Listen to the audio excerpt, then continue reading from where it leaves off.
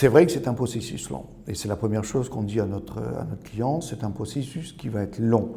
Il peut prendre 12 mois. Quand on parle de 6 mois, je crois qu'on trompe notre client. Il vaut mieux tabler sur 12 mois, sur une levée de fonds de 20-30 millions d'euros, raisonnablement. Voilà. 12 mois, ça peut durer 18 mois, mais on s'inscrit quand même dans le long terme. Après, c'est un partenariat, que ce soit avec un fonds ou avec un stratégique, au minimum de 5 ans.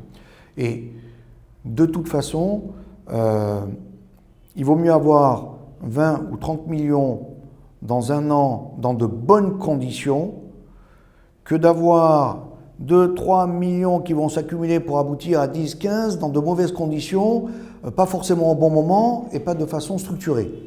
Bon, ça c'est la première réponse.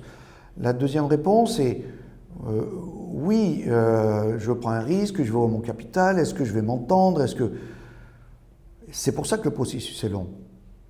Parce qu'il faut que le client arrive à suffisamment maîtriser le processus qui est en œuvre pour avoir non seulement confiance dans le processus, mais confiance dans les acteurs qu'il fait entrer dans son processus. Que ce soit son conseil, bien sûr, mais ça c'est fondamental, mais aussi ce que le conseil va amener autour de la table. Je ne pense pas seulement aux prestataires, avocats, etc., mais surtout le partenaire qui va arriver. Et là, notre rôle est fondamental parce qu'il faut que nous arrivions à vraiment sentir profondément quelles sont les contraintes non exprimées de notre client, de façon à pouvoir les anticiper et éliminer des candidats éventuels parce qu'ils ne répondent pas à ces contraintes.